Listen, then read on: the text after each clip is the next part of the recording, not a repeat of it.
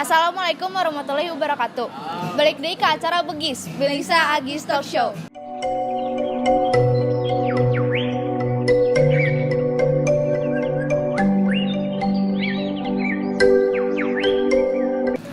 Dinten ieu Abi sareng rencangan Abi bade ngawawancara sosok motivator anu geus kasohor di Indonesia.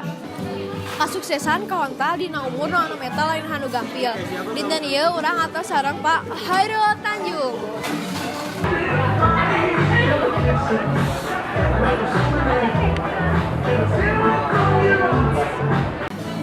Halo Bapak, kumaha damang? Damang alhamdulillah. Salarusna Pak si anak sikong ieu landian ti manten. Janten abdi wegal di Gang Sepur, caket rel kareta di Jakarta.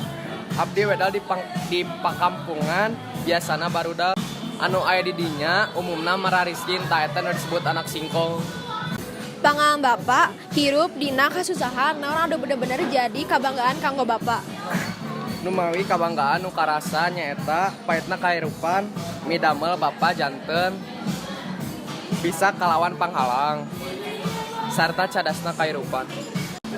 Kumaha carana Bapak nyanghadepan padamel anu sakitu seueurna dugi ka puluhan ribu padamel.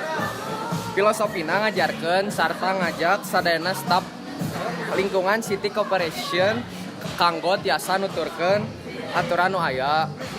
Kumargi kanggo di Indonesia yang diperlukan ketegasan serta banting tulang sabab zaman ayeuna. Loba pisan pagawe anu boga prinsip nimu luang tina jarum.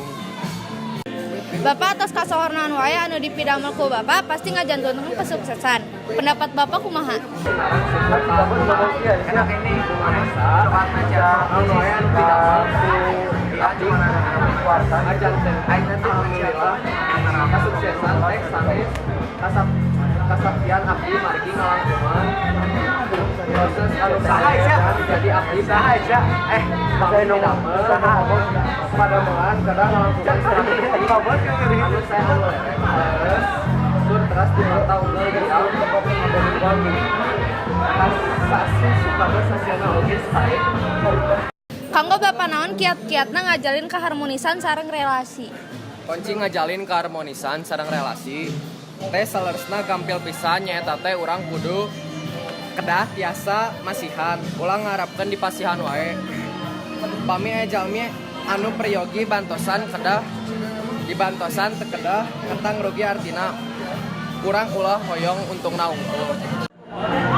Eta kedah perhitungan teuing nya Pak pami urang nulungan batur. Abdi percanten yen naon bae anu dicapai ku abdi eta teh buah tina hubungan anu sae sareng relasi nu penting ulah hilap kana purwa daksina urang kada inget ye urang ti mana. Sakieu wae acara abdi sareng rencangan abdi ka Pak Hairul Tanjung hatur nuhun kana waktu sareng inspirasina. Wassalamualaikum warahmatullahi wabarakatuh.